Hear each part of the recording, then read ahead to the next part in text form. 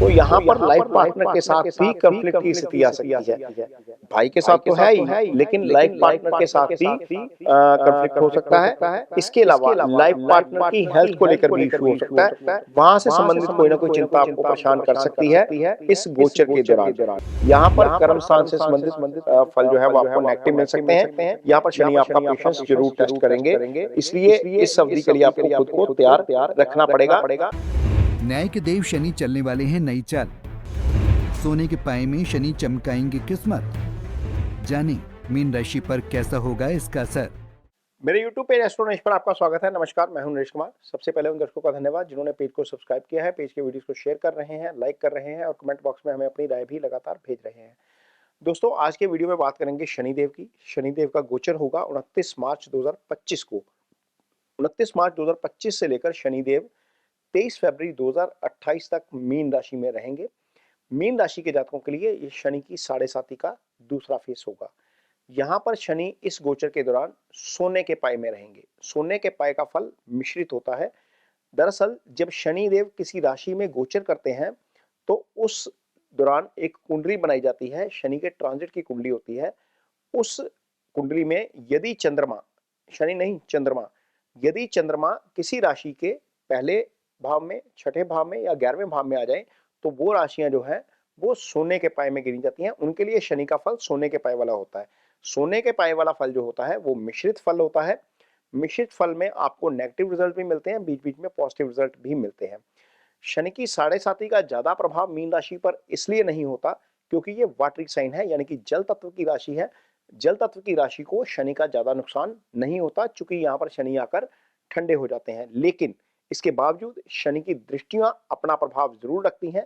इस वीडियो में आपको बताएंगे कि मीन राशि के जातकों के लिए शनि की साढ़े साती का दूसरा फेस और जो सोने का पाया है उसका फल कैसा रहेगा।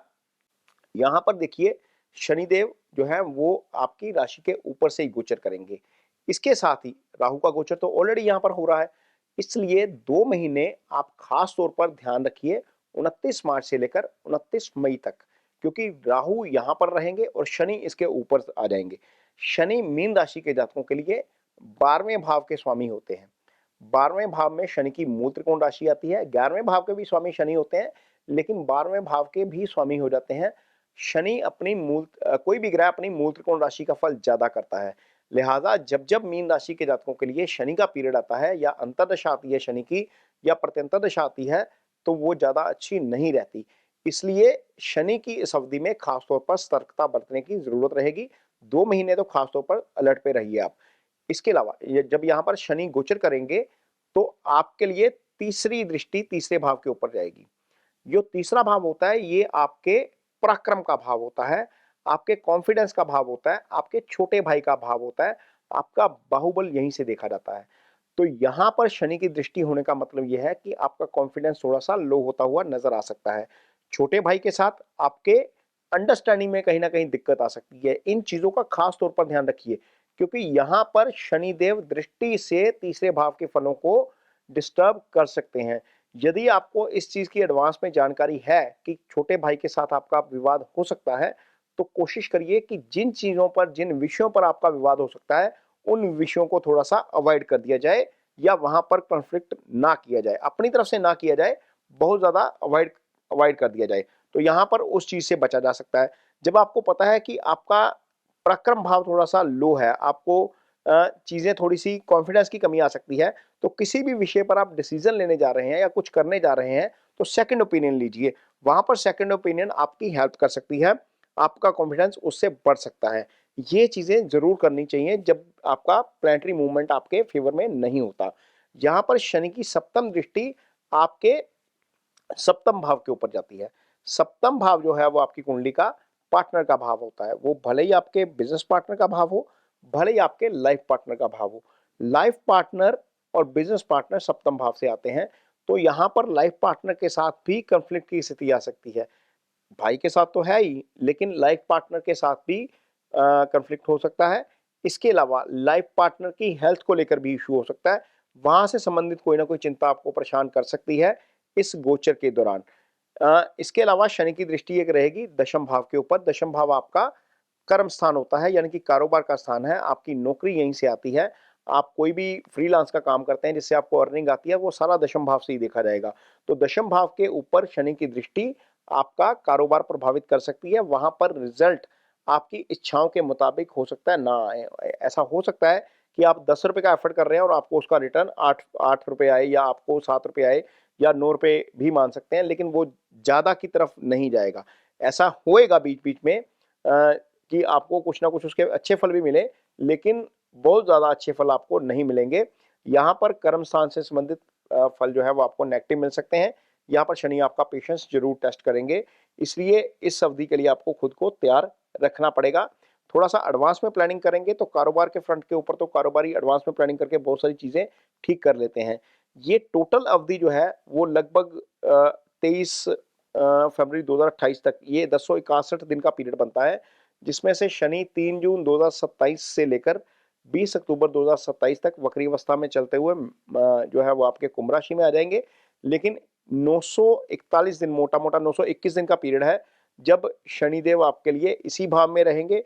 तो 921 दिन ये लोहे का पाया रहेगा लगभग, और शनि की दूसरी ढैया आपके ऊपर चलेगी 7.5 की। इन एरियाज ऑफ लाइफ को लेकर आपको थोड़ा सा ज्यादा अलर्ट रहना पड़ेगा। शनि नेचुरल रोग कारक ग्रह है।